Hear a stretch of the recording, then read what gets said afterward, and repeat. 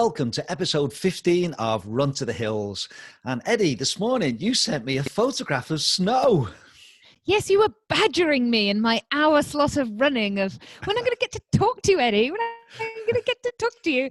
And yeah, we woke up to, I don't know, maybe I'm just not with it. I wasn't really expecting snow, and I opened adds a new dimension to the school run, but it's lovely. Yeah, we've had about 10 centimeters, bit more higher up. So I ran up on the trails and the snow. I love that silence that snow brings, and the water's still running. In the winter, the river sort of stops by our house and it's really proper silent, but the water's still running. So what a little magical recovery run today, John, after the session yesterday, which we're going to talk about now.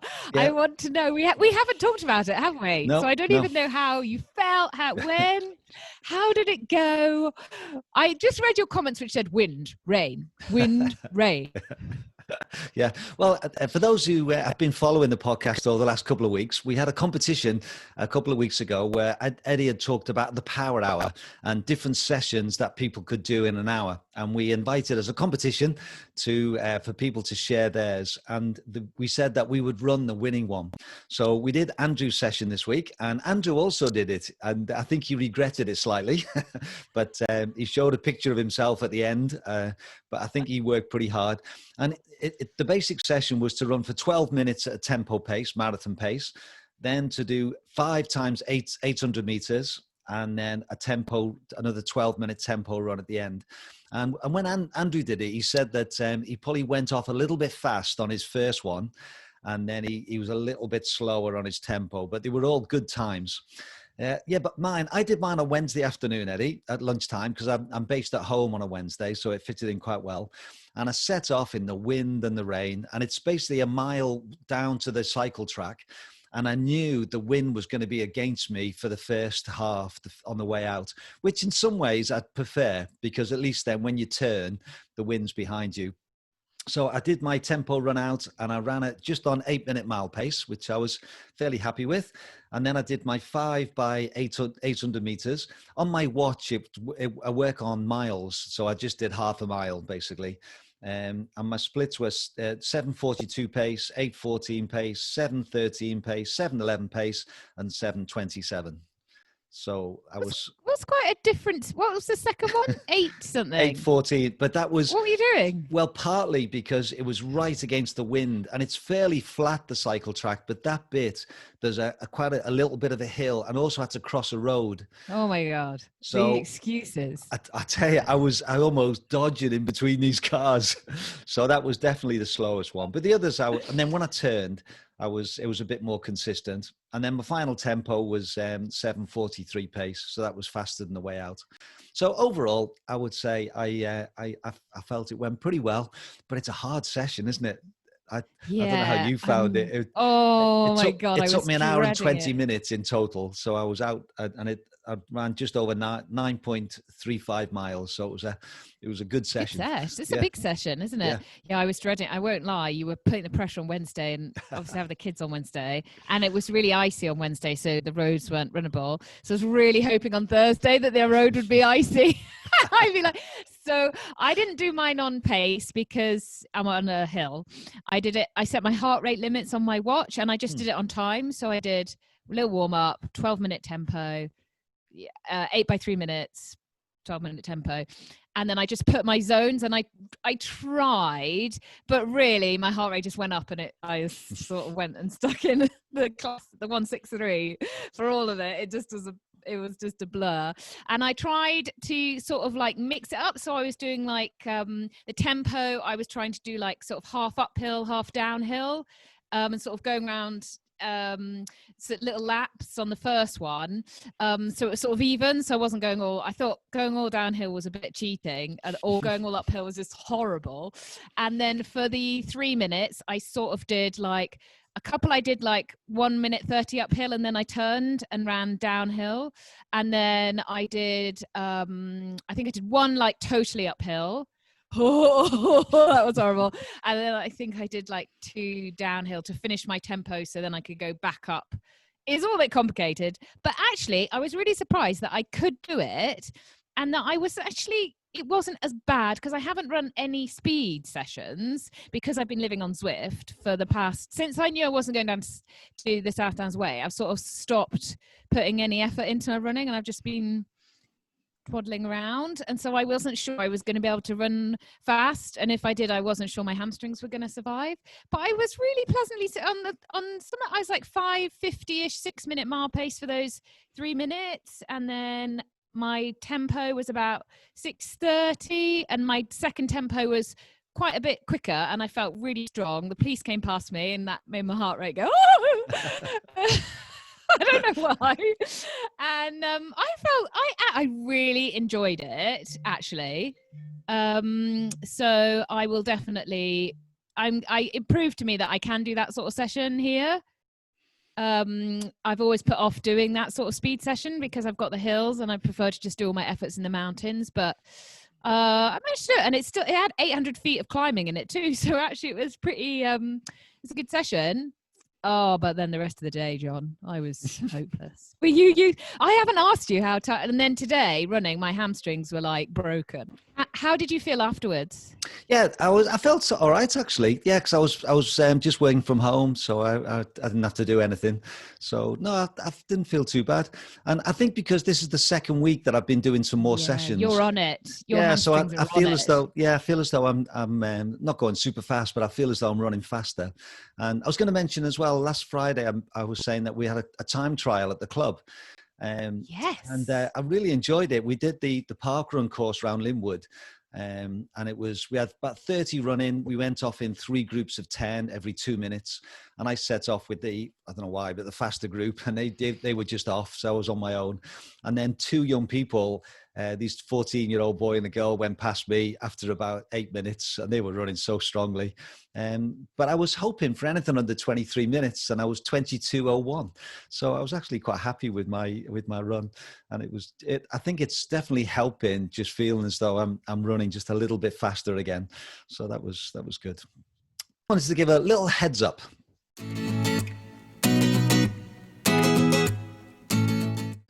Last week I mentioned that there was 2 things that were going to go on YouTube, and I had a chat with Stephen Brown about the countdown to the spine, and we talked about his checkpoint strategy. And so if you've not watched that and you'd like to, then there'll be a link on the show notes. But it was really interesting to chat to Stephen, and he's just very good at managing himself. We talked about what you can do now before the event in preparation, what you can do 30 minutes as you come into the checkpoint, getting yourself ready, and then his actual strategy in the checkpoint itself. So if you're doing the spine or you're involved in any sort of multi-day event, then I would really recommend it. He's got lots of good advice. So that was good. I love that pre-checkpoint preparation. And I had a really quick WhatsApp chat with Debs, who's doing the spine again this winter, and she said that she called it the most unglamorous British camping holiday because I think they're going to do some tents for them to sleep in. Gosh, you're going to do it this year. You're going to get a proper winter spine experience, aren't you? Yeah. There was one point he made, Eddie, which I thought was really interesting. And he said that on his way in, he stows away all his bits and pieces. And he said so often people come into the checkpoint and they've got their gloves on and they've got the poles out and they've got this, that, and the other. And everything just falls out. And it takes ages just to get that sorted. Whereas what he does, the 5 minutes before, if he can, he takes his gloves off, he puts his poles away, he puts his map away. So when he walks in, he doesn't have to faff around with those sort of things. And it's interesting, just those little tips. So anyway, well worth watching and listening to. And then the other one, I spoke to Ian Beattie last night. We had one of our live interviews, and it was great to chat to Ian. And I was really fascinated to find out about his MBE and how it happens. So I've never known anyone before who's got an MBE. You haven't got an MBE, have you, Eddie? Well, I haven't, but my dad actually has an OBE. Oh, is he? And, oh, wow. Yeah, and we went to the medal ceremony when we were younger when he got it. So I've been in the palace, I tell you, right. And I'm afraid it was a bit boring. Oh no. We were young, so we were like, come on. But the biggest thing we remember is the turkey man. What's his name? Bernard Matthews. He sat next to Bernard Matthews, the turkey man, which we thought was hilarious, and he got his medal. So I've been through that whole ceremony. It was amazing. It was an amazing experience, and to go into the palace and watch my dad get it. Very proud. Well done, Dad. Yeah. So anyway, it was great to chat to Ian about that, about his work with Scottish Athletics, his own running. And so again, if you want to watch that, then that will be on the show notes and you can catch up with that. And then the final thing I wanted just to give a heads up with is that, as you know, this podcast is sponsored by Cheer Charge. And Tim Taylor's done this great article, which he's willing to give out to people. It's called 101 Winter Tips. And there's lots of different links to books, to articles, to blogs, all sorts of things, and loads of just really practical and helpful tips about running in the winter and just to keep people's motivation up. So again, if you'd like to download that, I'll put the link on the show notes and you can pick it up. But it's really well worth reading and following the links. There's hours and hours of videos to watch and things to read and all sorts of advice. So I bet it doesn't say get on a Swift account, does it? That'd be my tip for winter. Though I can't do it now, John. Now after Andy's session, I was going to do. I've had to retire a little from Swift for the next few days. I think my hamstrings can't take it. Well, I think you've done quite well, actually. We're 5 minutes in and you've not mentioned Swift yet. So. It's all right. We're going to listen to the interview soon with Andy. We'll be back on it. That's true. Okay, so let's move on to our interview.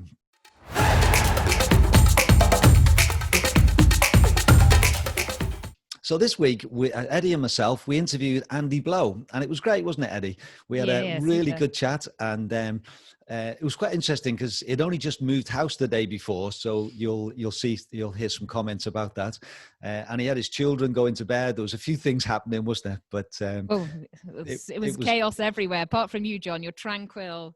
You're tranquil staying in Glasgow. Well, I had no kids to put to bed, so that was a lot easier. But I do want to apologise for there's a little bit where Eddie and Andy go on and on about Iron Man. And I didn't know what you were going to say then. I was like, oh no, God, did I swear or something? No, I was very tempted to cut that out, but I left it in.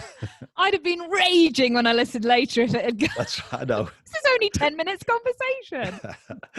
Yeah. Anyway, so we thought what we'd do is we would play the interview. It'd last for 37 minutes. And Andy is the founder of Precision Hydration. And you can listen to the interview. Lots and lots of great advice. And then we'll have a little chat about it afterwards once you've listened to the interview.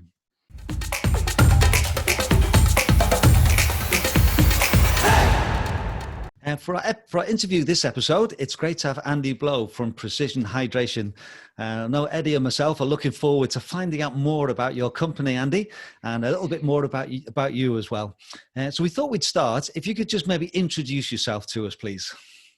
Yeah, well, I'm a dad of two little children, and as you can probably tell from the boxes behind me, we've just moved house in Dorset.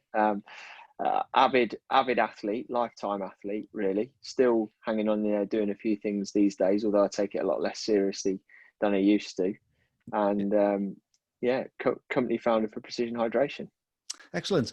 Now, as I said, for those that listen on the podcast, you won't see the boxes, but we can see lots of boxes behind you. So have you actually moved far, or has it been a short journey? No, it's been literally, I think, almost exactly 1 mile we've moved. So it all got packed up in a lorry and up the road. Okay, so it's just a bigger place, is it? We've got a little bit of a bigger garden. I've got two little ones who are definitely getting more active and outdoors. So we've tried to give them a bit more space for running around, place for a football goal and all that sort of stuff. Yeah. Well, thanks so much for breaking up your unpacking to speak to us. That was very good of you. So maybe, Andy, you can tell us a little bit about your athletic background. I've looked on your website and you're obviously involved in Ironman. So maybe tell us a little bit about some of your highlights. Yeah, I was a triathlete for many years. I started in the mid-90s as a sort of young teenager when the sport was really still probably quite niche, and then ended up racing competitively, going to university and studying sports science and trying to make the team for the Olympic Games around 2004. but not being good enough, ending up in the sort of wider squad for the Great Britain team, but not really competing for an actual spot in the games. And at that point, slightly before that, actually, I realised I wasn't going to do that, and started to go up the distances. So I went and had a crack at doing. It was always a dream to do the Hawaii Ironman. So I spent a few years trying to qualify for that, and then going and doing that, and sort of racing. And I know that from chatting before with Edwina, she's another Dorset girl, and I raced the Ironman UK many times when it was at Sherborne in Dorset. That was one of my favourite races, actually. So have you competed the same races, Eddie, do you think? Andy, I think you might have been just before my time. I was doing Ironman triathlons in the sort of 2000, 2007 bracket. Okay. I would have been about the right time. I think I did my last one in 2006. So. Oh yeah, we may have passed. Exactly. Yeah. Passed in our lycra. I never did the Sherborne Ironman, but I had mates in my team did it, and because I lived there just outside Sherborne for many years, I knew it really well. I knew the course, I knew the lake, and the little hills. That little hill up out past the lake. Yeah. How did you do there? How did you do it at Sherborne? I think when it was a half Ironman, I was once third there overall, which was probably one of my best ever results. And I think I sneaked in the top 10 at the Ironman a couple of times, making up the numbers at the front end. Did you qualify for Hawaii? I did, yeah. So that was where I booked my ticket from there. What year did you go, or what years did you go to Hawaii? I went in 2004, so I would have qualified in 2003. Because that was in the days when you had the luxury of qualifying sometimes a year up in advance. Yeah. Okay. And the great thing about that was I loved the place, and the race was an awful experience. but I think a lot of people would say that, if they were being entirely honest, it is an unforgiving place to go and do a triathlon. And the great thing about having a year ahead when you qualify for something like that is that you get a chance to properly overtrain, which is what I did. So it's not just a little bit of overtraining. Yep. I hear you. I got there too and was like, I'm the fittest I've ever been, and now I'm going to bonk during the race because I'm exhausted. Yeah, exactly. Yeah, we've all been there with that one. You can't teach an endurance athlete that. They have to learn it for themselves, I reckon. Right, We've digressed to triathlon now. John's going to go mad. He's like, this is running.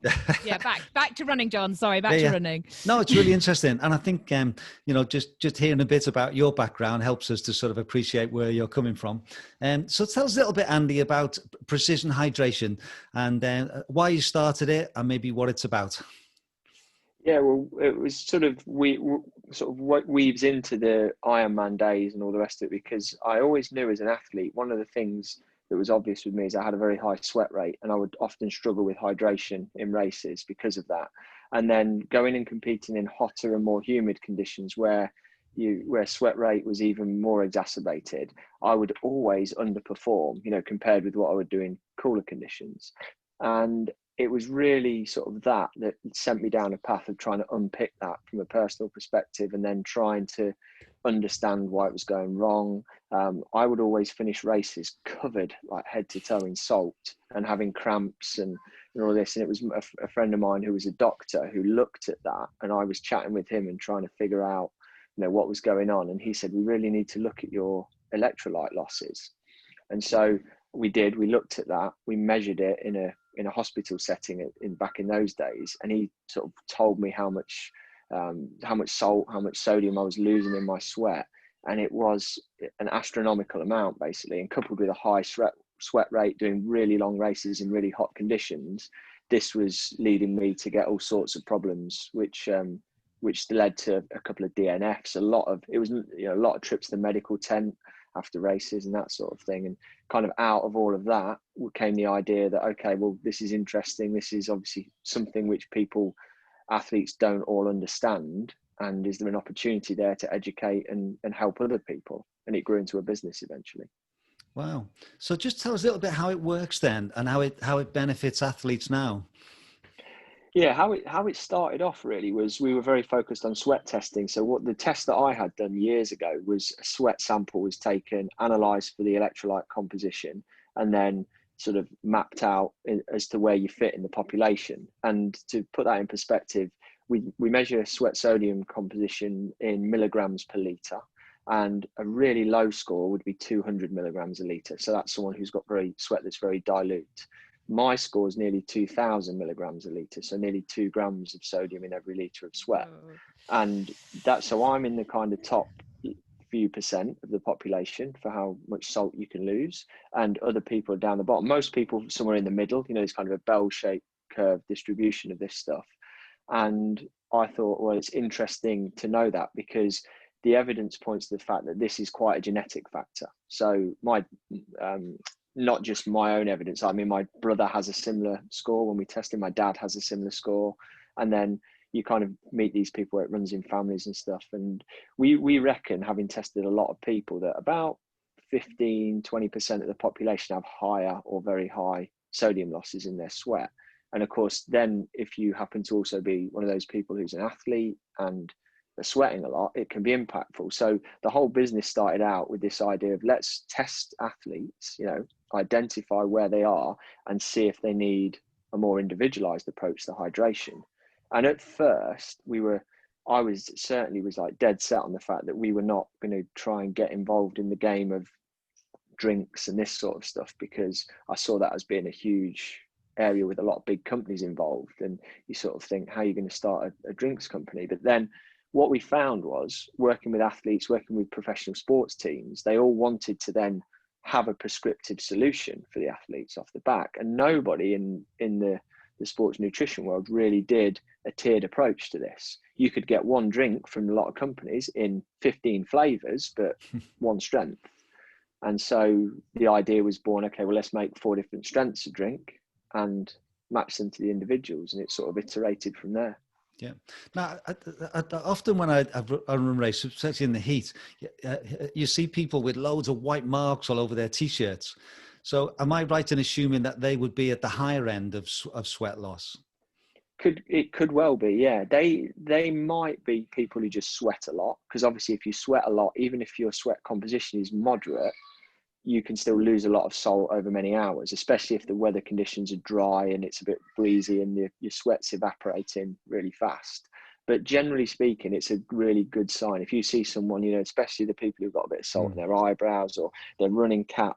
My running cap, there's a photo on our website of it somewhere, and it's like, it just looks like it's been dipped in the sea and left out to dry. And you sort of, wow. That's a big telltale sign, yeah, if you see that on people's skin and clothing. Yeah. So it's not just the amount of sweat, it's what is in the sweat, presumably. Definitely, yeah. It's a combination of those two factors. So sort of net fluid and sodium loss is the key.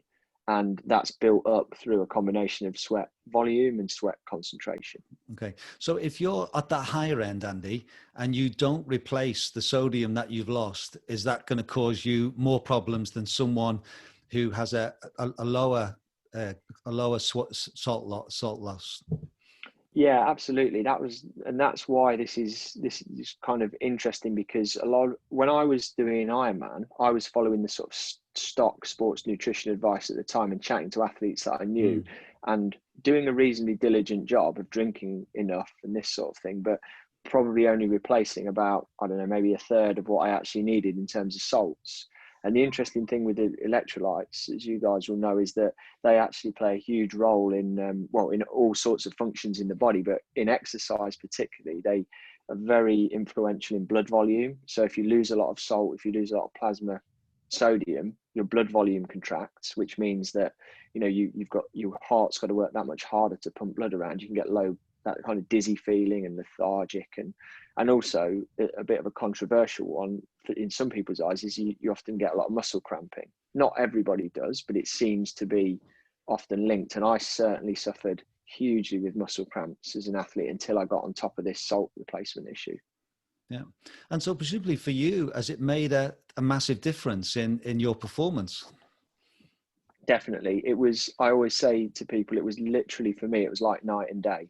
It Wow. was the difference, you know, when you're, because as you guys will know, when you're fit and when you've trained really hard for goals and you've got a good knowledge of your body and you've got experience, you can execute a good race. There's always things that can go wrong, but you can, you know, you can sort of calibrate what your performance should be based on a lot of experience. My performance always in the heat would like fall dramatically short of that, like embarrassingly so, until I got this factor right. And then I would never say that, given me a choice, like, oh, would I prefer to race in the heat or the cold? I'm probably someone who would do better in the cold still. But I used to be totally afraid of racing in the heat because of this. And this gave me the confidence to then go and actually, you know, do some longer and hotter races again. Yeah. Wow. It's really interesting. I'm sure people listening to this will, you know, a lot of the things will be going off in their mind as well. And I'll put links on the show notes to your website, and people can look, because it's well worth looking at. And I had one more question before Eddie's going to come in with some scenarios that we want to ask you. I'll unleash you. Yeah. And I think one of the things that I really find it fascinating is the different people you've worked with on the website. And have you got one or two that you could maybe highlight for us that would sort of help us to see how things are?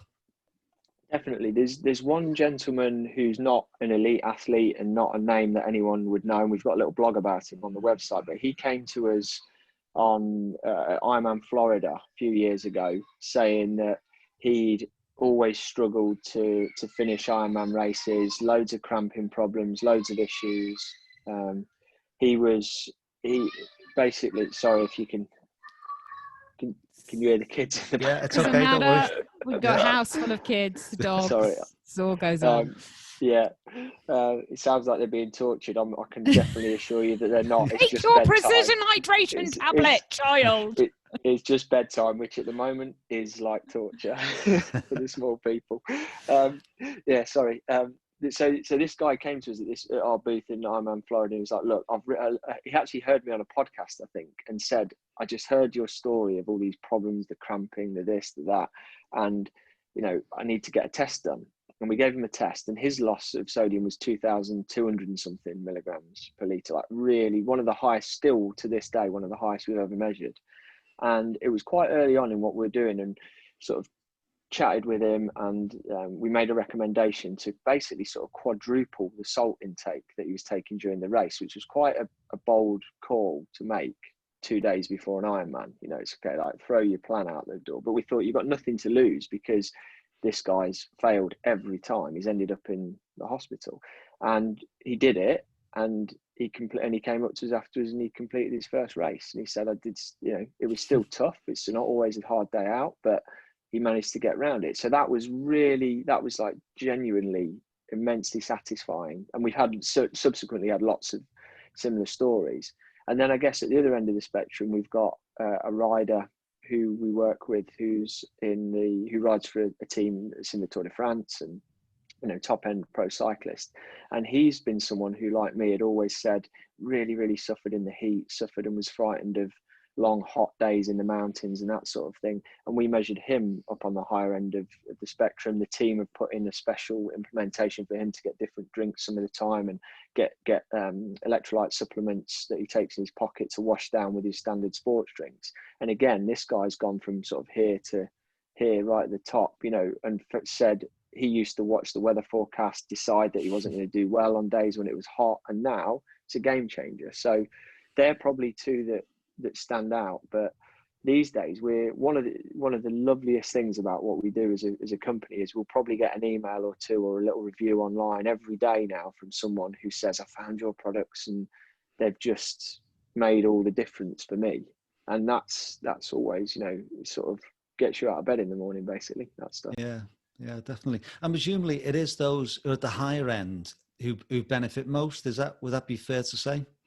Yeah, absolutely. I think it's a combination of the people that sweat more, the people that lose more sodium, and if you're unlucky and have both of those sort of physiological features, those that compete in the heat or do lots of training back-to-back days. We sometimes see people, for instance, and I'm sure you guys have had it if you've been on a training camp, especially if you go somewhere warm, where you might suddenly double your training volume, and then you get this knock-on effect of fatigue and things. And So there's a lot of cases where we see it beneficial to people whose losses are only moderate, but understanding this concept and improving it is important. So yeah, there's a cohort at the top end who lose loads of salt, loads of fluid, and this is like a dream come true for them. This is the answer to their prayers.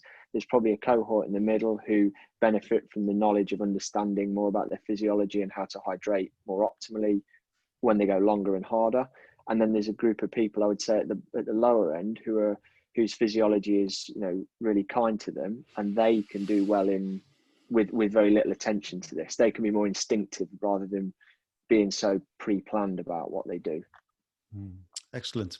So I'd like to, Andy, delve into a little bit more about how the product works and what I would do if I felt that I might need your product during a race or during training. So an example you gave a bit earlier was cramp be a signal that we don't know, do we? That it's not scientifically proved that a lack of salt causes cramp, but as athletes, it tends to, one story leads to the other, doesn't it? So if I was an athlete, and I do have athletes as a coach coming to me that have reoccurring cramp problems, either during races or after a heavy session, what's the sort of process they go through you mentioned the test, how that sort of works, and then what the results do and how your product actually will then work for them. Could you explain that to us a little bit?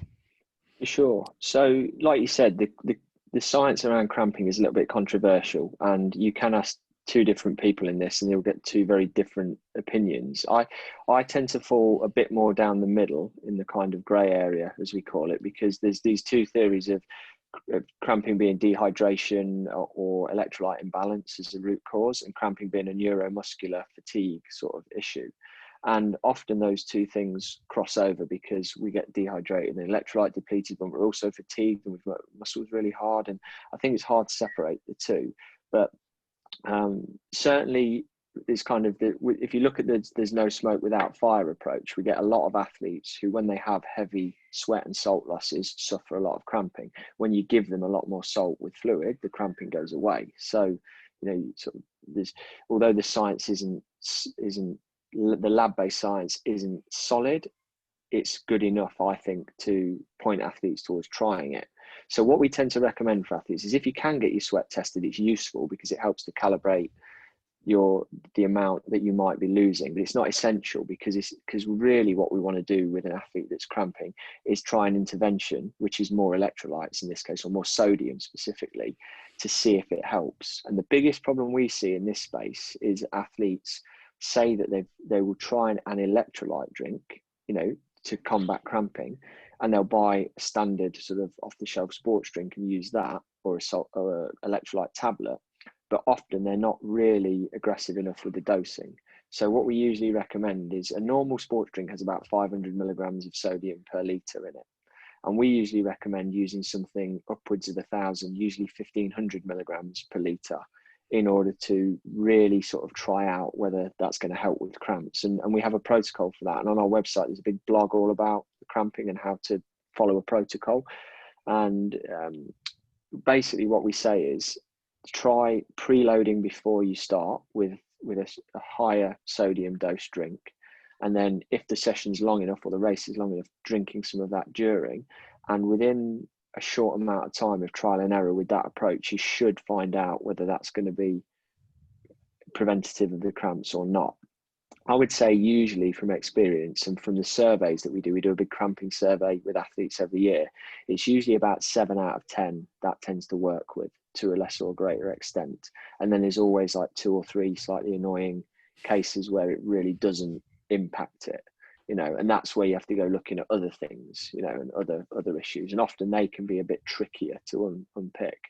But usually it's a case that when athletes say, "Oh, I've tried electrolytes," we have to say, "Okay, well, what dose and what?" And that's probably the biggest thing. There's no magic in any of our products included. There's no magic in any of these products. It's about the correct dose of sodium and fluid in the right quantities that are physiologically, viable for your body to utilize to prevent the issue happening from depletion.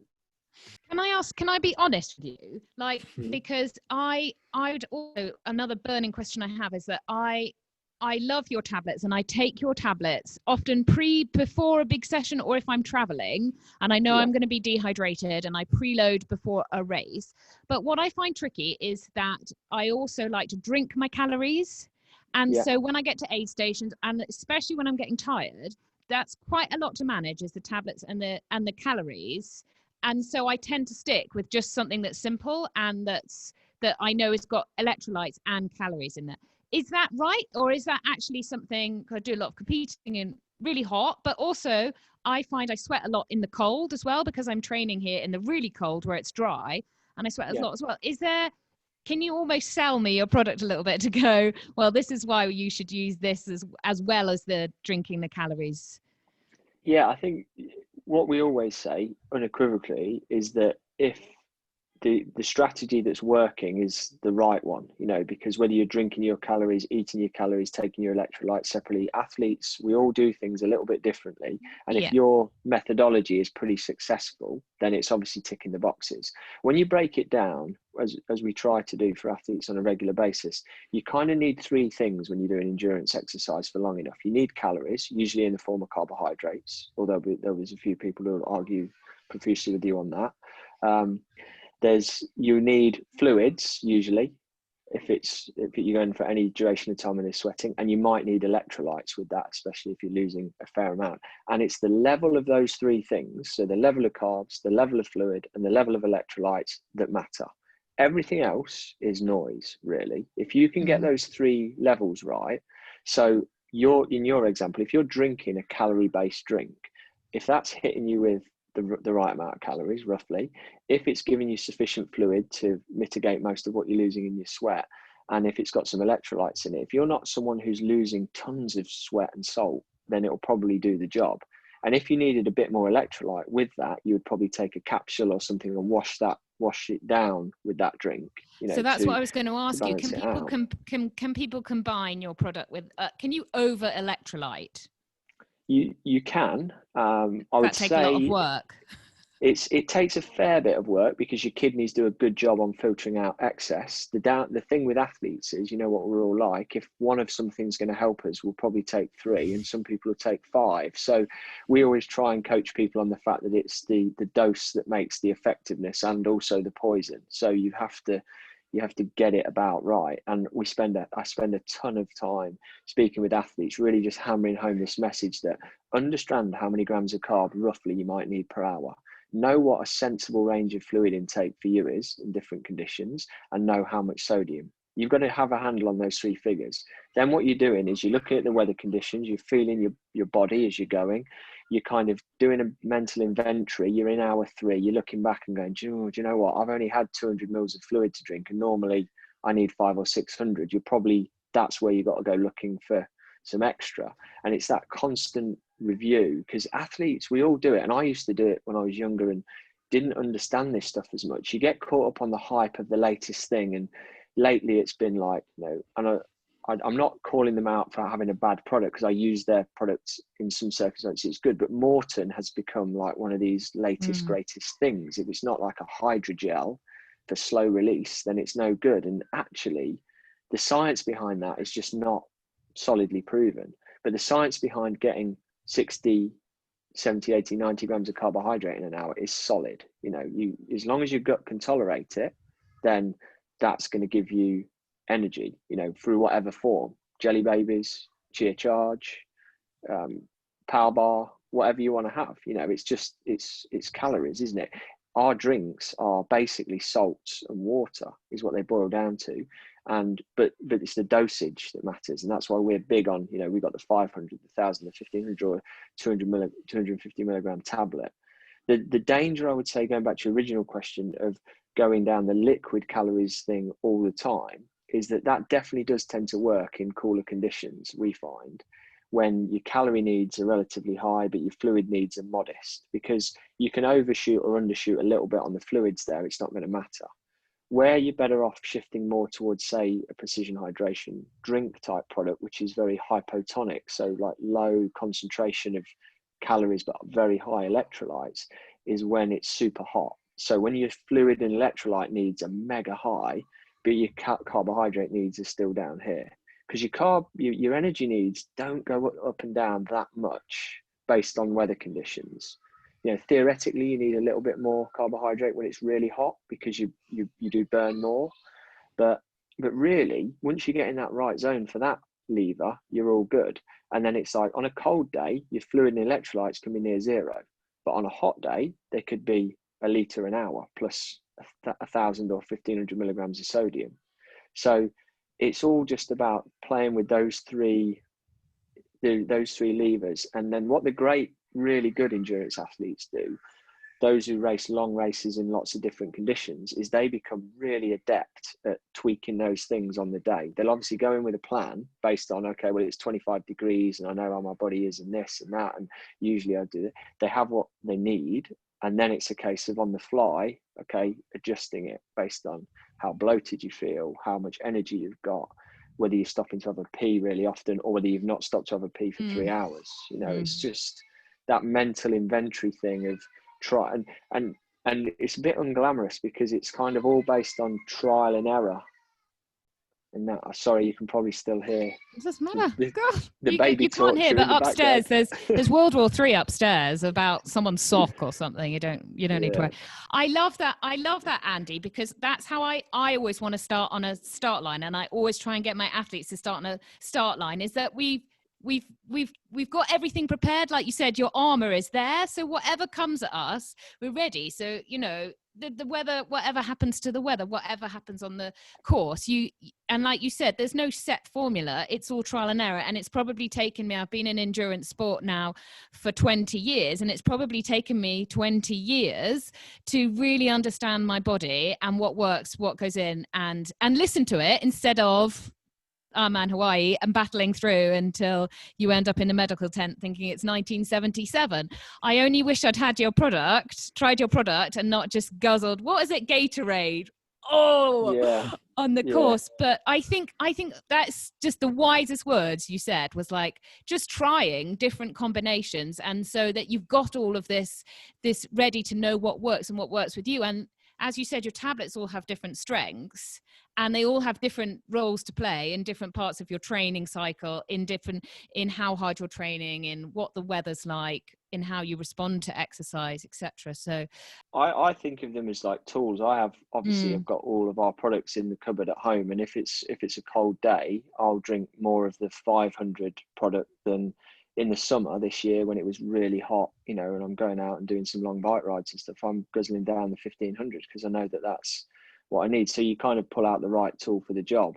But rather than looking at it from the athlete perspective, we're all very guilty of looking at anything like the latest greatest shoe with a grippier graphene sole or a this or that. We always think that I'll just get that and that'll make me a bit better. But actually, it's kind of like how you use the tool. And with nutrition, it's ever so important, because there's no magic in any of this. It's dosages. And it's amazing how many hours people will put into training and how much money they will spend, especially triathletes. But they will spend thousands and thousands of pounds on a bike, but they won't work out and dial in their nutrition. Yeah, definitely. And I think it's a blend between those people that are prepared to get a spreadsheet out, and you don't need to work this out to the last milligram and the last gram and all the rest of it, but sometimes getting yourself a little spreadsheet, or even just noting it down and just having a rough handle on it. If I go back through some of my later training diaries and race report, sort of self-race reports when I was racing, I would note down how many gels, how many bottles of drink, and you just iterate, because there's this great quote that I've used in a presentation before, and it's by a guy called Tim Harford, who's actually an economist, but he says about any kind of complex system, and I think nutrition, hydration for endurance athletes and ultra runners is a complex thing. And he says any successful complex system is one that's been iterated through trial and error, because there's no other way to figure it out. You can't work this out and then get to the answer, because today's answer is not next week's answer, because your body's not quite the same, and the environment's not quite the same, and the pace isn't quite the same. So you've got to have a flexible plan which you can then adapt on the move, and working that stuff out is painstaking. This is great stuff. And I'm sure our listeners, watchers are going to find this really, really helpful. Maybe just to finish with, you could tell us how our runner could go about getting their test done. So if someone's listening to this and they're thinking, wow, and they wanted to get tested, just outline how that would work for us, please. I think the easiest way is to start with we've got something called an online sweat test on our website, which you can find. It's under a free hydration plan at precisionhydration.com. Click on that. It guides you through some questions and it kind of puts out an answer to get you in the right ballpark for the event, the duration and of your doing and that sort of thing. And that can be surprisingly, for a few questions, it can be surprisingly accurate in terms of getting you in the right zone. If you want to go a bit further than that, we've also got a blog about how to measure your sweat rate, which is really easily done with a set of scales. You weigh yourself before and after some training sessions. And the idea isn't to get an exact number really, but it's to get a trend. It's to get a sort of order of magnitude of how much sweat you lose. And that's if you do that a few times, that's useful background. And then if you really want to get into the weeds of it, you can get a sweat test done. That requires at the moment going somewhere, so to a physical centre, which is obviously tough right now as we're recording this. But we've got a list on our website of places that have sweat testing machines, and you can go and visit them. And if anyone's struggling to find that or just wants a recommendation, just email us at hello@precisionhydration.com. Tell us where you are, what your questions are, and we can sort of link you up with a local test place. We've also at the moment actually as well, we're booking one-to-one video Zoom calls with people for free. So if anyone just wants to chat and ask questions of myself or my team, then they can just book in and grab a video call. Wow, this is great. Thank you so much. And I think people will really appreciate this. Have you got any final question, Eddie? Oh, I've got so many. I don't know where to start. One more question. I was just thinking there when you were talking, does your age have any effect on your sweat rate, or have you seen it for yourself differ as you've become just a little bit older? Yeah, I would say so. A few things into play there. As you get older, well, first of all, as you get fitter, regardless of your starting point, you tend to sweat more rather than less, which is something I've always said this. This is why I'm a heavy sweater, because I'm so fit. Yeah, well trained, you see. So that's because your body gets better at cooling by sweating. So whatever your starting point, if you go into heavy training, you'll probably sweat more at the end of it than at the start. Same as if you go to somewhere hot, because your body adapts. Now, generally, sweat rate with athletes is also very linked to metabolic rate. So the harder you can go for longer, that's why we see incredible sweat rates in these guys that run the marathon in just over 2 hours, the really elite marathon runners. They're tiny, they probably weigh 55 kilos, but they sweat 2 or 3 liters an hour because they're running at 4:45, sub 5 minutes a mile. So if you're fitter, moving faster, regardless of age or body size, you'll sweat more because you've got more heat to dissipate. The thing is, as we get older, generally, unless you're a late starter, we tend to slow down. And the same's true as you go longer distances. So as you you find that you may not sweat as much then because you're not going as fast. And the final thing with older athletes, well, 2 final things with older athletes is you tend to lose your sense of thirst gets blunted as you get older. So hydration becomes a bit more of an issue. Yeah. And they, especially pronounced in people who are getting really old because they John, forget do you not get thirsty, John? Thank you. Being picked on, John. I know. And then the other thing is, as we get older, is you lose muscle mass. And muscle mass is where your body holds on to a lot of water in the intracellular compartment. Muscle cells have got more water in than fat cells. That's why people with bodybuilders and stuff are very heavy, because they've got a lot of muscle, a lot of water. And obviously that's kind of your storage tank for fluid as well as in your blood when so you can find it easier to get dehydrated a bit more quickly because you've got less fluid on board to start with. And so those things just make it potentially a little bit more of a challenge for older athletes who then, have to pay a bit more attention to being more rigorous with their hydration. Like most things, young people can get away with a bit more than as you get older. Yeah. Honestly. Excellent. Yeah. I just want to, again, just thank you so much for your time tonight, Andy. This has been so helpful. And I know people will really benefit from this. So thank you very much. And we wish you all the best for your for unpacking and for both for your business and for your own running and other things that you do as well. So thank you so much. And we really appreciate your time tonight. Thank you. Thank you, Andy. I can only apologise for talking so much about triathlon on a running podcast as well. No, I know that John loves it. He's quite used to it.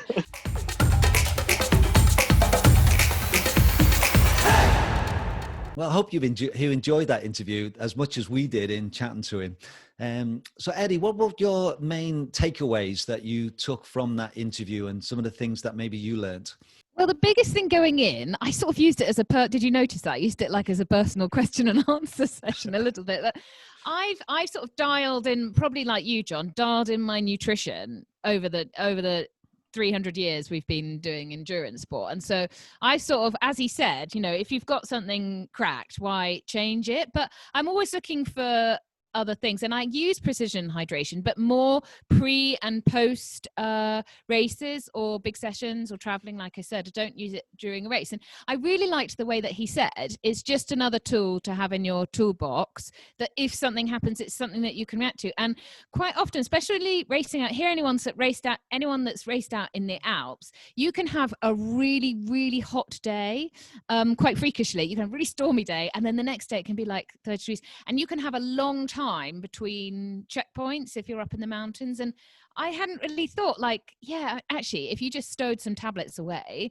and they could be there if you've used them before, you know how you react to them, and they could be there if you're finding that you need that little bit more hydration on a really hot day. And I liked the way he sort of he's like, you don't, it might not be something that you need to use all the time, but it's just another option to have. And it also made me think a bit more about being a bit more on it with my rehydration, because I train pretty much, 15, 20 hours a week, and I can very easily let my hydration after sessions or before sessions slip and end up not training as well because I'm busy, mum, I'm working, and I jump onto my turbo or go out for my run. I'm like, God, I'm so dehydrated. And it's just something else that I can add into my armory to think like, okay, I know I've got a big session coming up. It's really hot, or I'm going to be really sweaty. I need to preload ready for this. So I really liked his approach, and it's definitely something I'm going to look into using a bit more.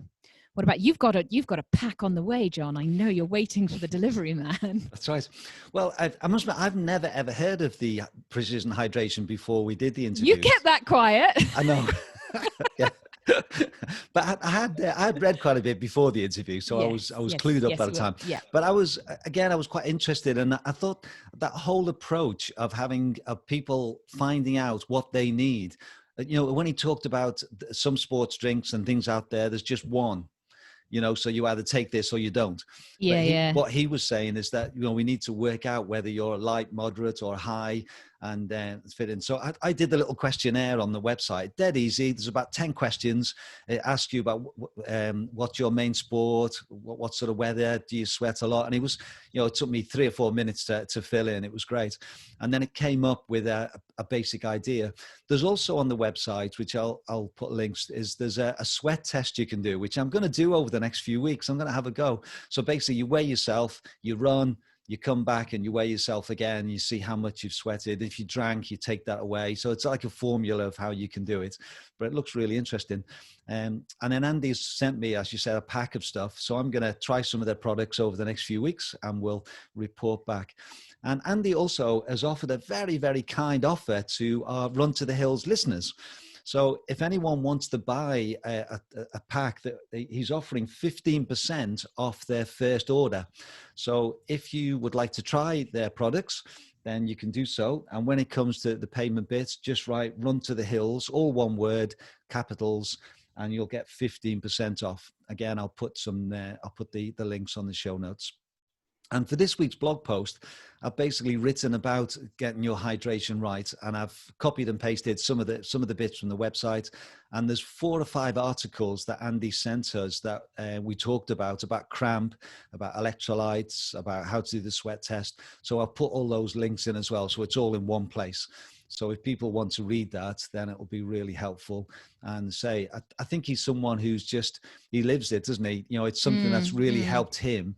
And the thing that I was impressed with, Eddie, was that, you were throwing questions out to him and he just knew it, didn't he? It was just, he knows his stuff. He knows his stuff. And I like the way he wasn't like, but just use our product. He was like, how you can make it complement, and how the science behind it. I love the science behind it as well. He had such a wealth of knowledge. And I've actually done a sweat test in a lab before I went to before I went to Kona quite a few years ago, and it is quite scary how much. So I ran, I got weighed, and then I ran in this chamber where they put the conditions for Kona into the chamber, the heat and the humidity, and then and I ran at race pace for the marathon, and then I came out, and then they weighed me again to see fluid loss. I did a few tests, and then they can work out, and it is quite scary how much fluid you lose. And I remember I think I'd lost a couple of pounds just in that hour of running.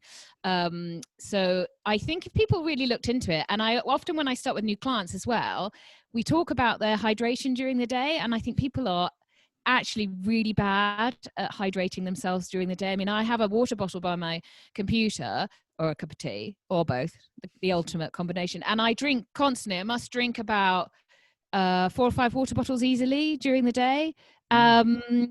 And I know that lots of people be like, I don't drink anything. It's something you have to really work on as well. It has to become a bit of a habit. You have to rehydrate your tissues, I think, because you're not used to drinking that much. But it's definitely really worth everybody looking into not just the product, but educating themselves a bit on hydration and the effect it can have on the performance when it doesn't go right. So take a look at all the stuff that he's written. Yeah, I remember Dave Trollman, who we had on as our guest coach, and I remember Dave saying that the week before a race, he will carry a water bottle with him around school and be just constantly drinking. And he said it got to the stage where his students would say to him, "Oh, Mr. Trollman, have you got a race coming up?"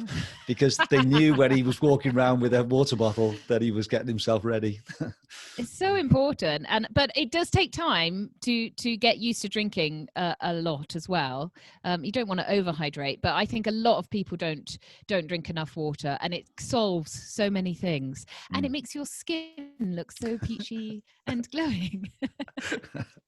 Excellent. Well, we really hope you've enjoyed this episode. It was, I think it's one of those issues that, particularly for people who do suffer with cramps and suffer with, performance going down in hot weather, hopefully it will really help people to think that through and to get what they need to be able to be a game changer, like it was for Andy and for lots of other athletes. So we hope you've enjoyed this episode. So, you got anything coming up this weekend, Eddie? Any big plans, or are you still on lockdown? We'll be making some snowmen. Yes, it's we're still on lockdown. So, we actually had a lovely weekend. It was blue skies last weekend. So we climbed pretty much a vertical kilometre. There's a path up from our house. We took the kids up and had a picnic in the mountains. It was lovely on our hour slot out. This weekend, a bit more snowy. And then next week, I'm doing the Centurion Virtual Challenge. I'm down to do the 100 miles, but I'm not sure. I'm like, can I? I will do. I'm just not thinking about it. And it's just going to be I did it in May, and the weather was so beautiful and it was so easy, and it was a joy. And this week's going to be, it's dark. I don't have much time during the day. It's dark. It's snowy. I'm getting all the excuses in. I'm just going to have to suck it up and do it. So I will be thinking about how I'm going to be doing that. What about you, John? Any more 5Ks? Well, no, I think tomorrow I'm going to go up on the Braves because I'm still hoping the Tour de Helvelin's going to go ahead. So I do need to keep my trail running in check. And then I think I'll do another one of your sessions next Wednesday and see how that goes. I haven't chosen which one it's going to be yet. So, and obviously we're in tier 4 now in Scotland, which means that we're not allowed to travel outside of our area. So things are a lot tighter now just for the next few weeks. So I think we'll be spending more time from home. But that's fine. Yeah, it's the same for everybody. Not forever. No, not for everybody. Okay, just to let you know as well that next week's episode, I'm interviewing a guy called Andy Dobinson. And in February 2017, Andy, who's a very keen cyclist, so you've got like this, he's a 24-hour endurance cyclist, but he had a massive stroke, just sitting at his desk at work in his home. And basically he went from being an endurance athlete to not being able to walk. And it's his journey of how he's recovered. And over the last couple of years, he's done quite a few ultra races. So I'm really interested to chat to Andy just to see, because he talks a lot in an article that I've read about the mindset, and he had a choice. He could either accept what had happened to him and just sort of, just sit there, or he could try and fight back, as it were. So I'd be really interested just to chat to him and hear his story. So what an inspiration. I think that's what we need. We need a story like that for next week. Yeah. Get us all out of this confinement gloom and doom, and look at someone that's really suffered and really come through it. I can't wait to listen to that, John. Try not to get emotional. Okay. And also, just a heads up that there is going to be a special competition. We won't say any more, but there will be a competition. Big news, which will last for a few weeks, and it'll be well worth winning. So we'll leave that for next week. But you're going to announce a new competition, aren't you? I am. God, I have to think of a good jingle for the new competition, John. That's right. Okay, well, thanks again for listening to episode 15. I'm John Kynaston. I'm Eddie Sutton, and let's run to the hills.